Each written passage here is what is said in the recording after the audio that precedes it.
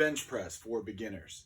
So bench press, probably the second most important lift in my opinion for beginners, for someone who's trying to learn all the foundational stuff. One of the more popular lifts, and again, in my opinion, the most important lift for like an adolescent, high school age male who's really trying to hit the scene. All the comparative things, there's a long story behind that. Maybe not the most functionally sound best lift, but we're going to go over it anyway. So yesterday we talked about squat. We're doing bench today. We'll go into deadlift another day. So for bench, bench is a chest and tricep workout primarily, but if you do it right, you're going to bring your whole body into it. So bench should be set up. You should have a relatively thick pad. It's better to have a nice long flat pad instead of one that breaks in the middle. We can go over that later. So my assistant here is going to come lay down on the bench. So for rookie beginner lifters, we'll kind of break this into phases. So the first emphasis is really on the upper body, focusing on hands where they go, shoulders where they go, elbows where they drive from, and legs just need to be on the floor. We'll get into more detail on that in a minute. So first, to find your grip, you're going to take your hands off the bar, bring them down a little, close your eyes, extend your hands straight up in front of you without touching the bar, just straight up, and then back them against the bar. Open your eyes. So that should be the kind of narrowest point your grip should be. So where the outside of her wrist touches the bar, that's where the first part of her hand should contact the bar. If your bar has different knurlings on it and tells you different spacings options, that's kind of what you want to generate your grip off of. So for her hand should begin, once we center on the bar, probably right at the end of this knurling or just outside of it, whatever's more comfortable. Now, if you go wider, you're bringing more chest into the exercise. If you go tighter, you bring more tricep into the exercise. Personally, I'm a little more tricep dominant, so my grip is actually a little tighter than most people. But is that where we're comfortable? Mm-hmm. So we're set here. We're going to take the bar off the rack, bring it down just below the nipple line, right where the sternum is, touch the chest, and go all the way up. Again, modifications, but that's the most basic way to do it. As you come down, you really need to focus on driving the elbow into the lat muscle, into the center of your rib cage, and just kind of pull it in and then drive up.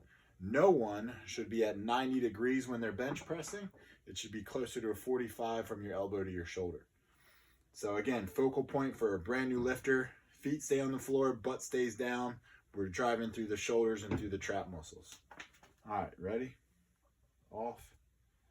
Down to the chest, right below nipple line, and back up. And we lock all the way out. That's one complete movement. Now, to take it another phase, sit up for me.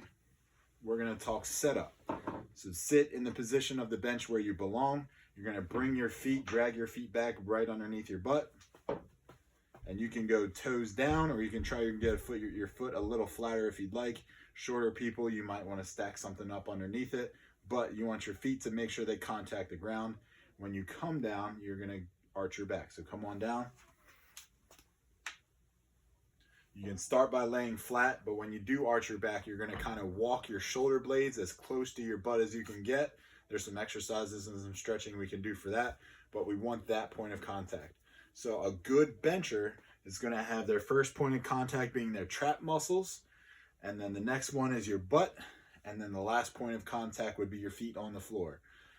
Head needs to stay down. In powerlifting meets, they're watching your feet, your hips, and your back. If any of those come out of contact with the floor or move too much, it's a deadlift, it's no go.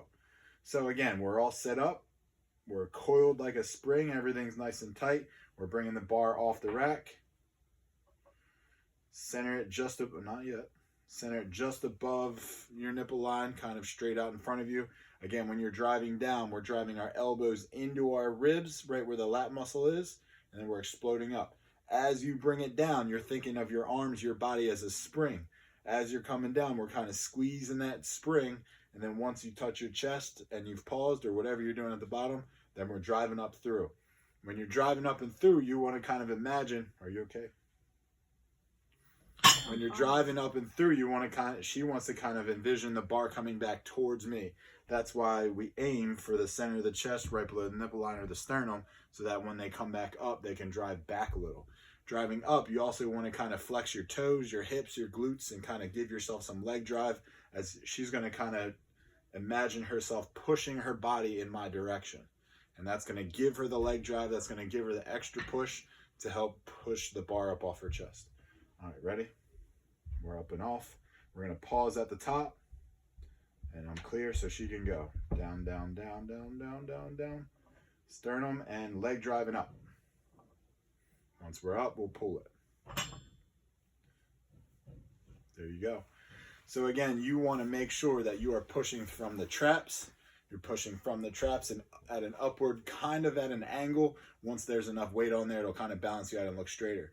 We do not want our elbows to be at 90 degrees like this.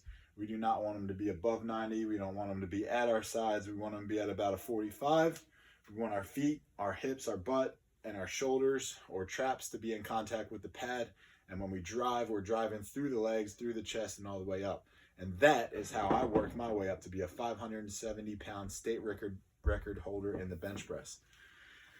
Share this video, send me a DM, and I'll send you a finisher that I like to use to close out most of my workouts that made me as strong as I became. All right, later.